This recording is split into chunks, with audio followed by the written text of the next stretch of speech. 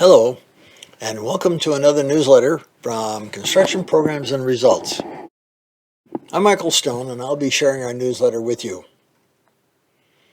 I get many calls from fellow contractors complaining about how much time they waste designing and estimating jobs and not making a sale.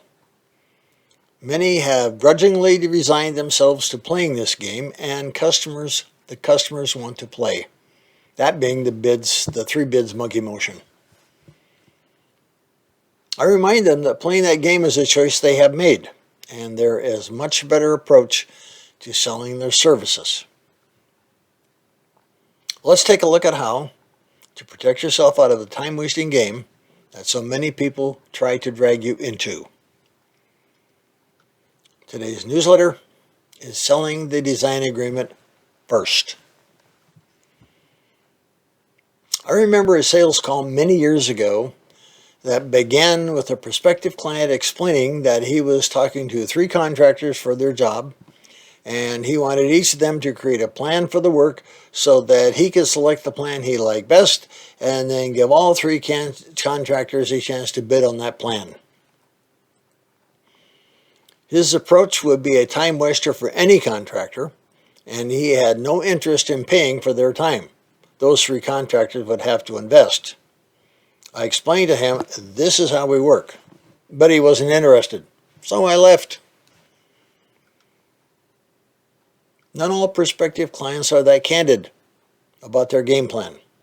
That's why so many contractors get busy designing, estimating, and quoting projects only to be told, I just wanted to see what it would cost, or I'm getting 3 bids, or we won't do this job until next spring. Prospective clients don't respect your time, which is why you need to set boundaries. With a renovation or remodeling project, your goal from the beginning should be to sell your services by way of a design agreement. Don't focus on selling the job. Sell an agreement to design the project, since that's the first necessary step before the job can start.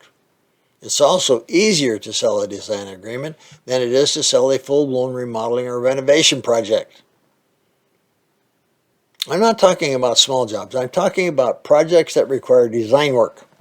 Those projects often require a great deal of time and effort to determine what the client wants done. They require plans drawn up and selections made before a detailed estimate can be put together. That takes time, and your time is valuable. Don't do it for free. When you first go on a sales call, the first thing you'll sell is yourself. That is what the client buys first. Then the client will buy your company. So you need to be sure you have your best foot forward there as well. A solid website where your client can get to know you and your work before the sales call goes a long way towards selling your company before you even meet. Your presentation has everything to do with getting the customer to commit to the design agreement. Your presentation must include the 4 basic questions. What do you want to do? When do you want to get this project started? What is your criteria for picking your contractor? And what is your budget for this job? Keep your opinions and your advice in your pocket. Ask questions. The only way you'll know what they want done is by asking questions and listening. Once they're comfortable that you understand what they want, they'll begin to trust you. Now, once they trust you, it's an easy step to putting together a design agreement. With a design agreement, they'll get the job they want within their budget, and you'll be paid for the work you do. Everybody wins. Now, what does a design agreement cover? Helping the customer design the job and get the selection list completed. Setting a target budget range, clearly stating that this is a rough estimate only. Creating an estimated cost for the project within their budget so you can provide a firm fixed price quotation, including allowance amounts where needed. Compiling the paperwork necessary to put the job together, including the plans, the written contract, and a job schedule. About that budget, don't agree to a budget if it's not reasonable. If you aren't sure, do your homework before signing the agreement, because you need to be within 5 to 10% of the target budget or you'll lose credibility and have a lot of explaining to do. You'll see something magical happen when you start the actual design process. As your clients discover more exciting things they can do with their home, they'll want to upgrade and get all they can while they're at it. I do the same thing, and you probably would as well. That's why you need to take a no-nonsense approach to changes. Your client needs to understand that when they start adding or changing things, the price will change accordingly. You might tell them something like this. As we go along, you'll discover items you may want to consider including in your job. I want to be real clear. If you ask me to include a Sub-Zero refrigerator in your kitchen, and I tell you that it's going to add $6,800 more to your budget, I want to be sure you understand. That means the budget for this job goes up. If you want to switch from the composition shingle roof to a tile roof, the budget for this job is going to go up. In other words, when you make a change, the budget for the job will change as well. I'm telling you this because I don't want you upset with me if you add a number of items to the job that are beyond what we've talked about already, and I come back to you with the final price, and that's higher than what you stated your budget is. Is that fair enough?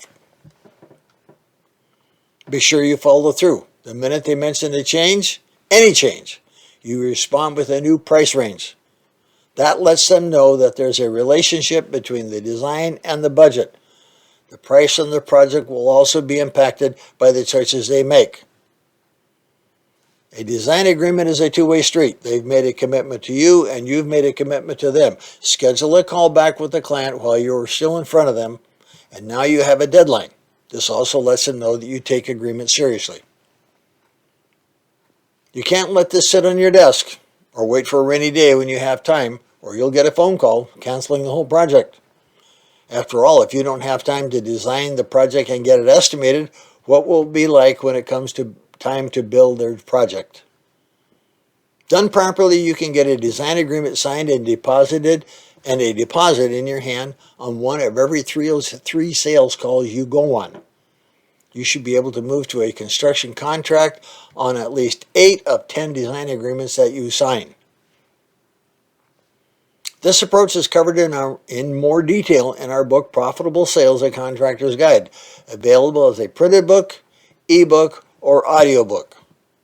The book will take you step by step through the details of how to get the answers you need to the 4 basic questions and move to a design agreement with that prospect. We also have sample design agreements available in that book, and all you have to do is use them. Thanks again for watching, and may the profits be with you.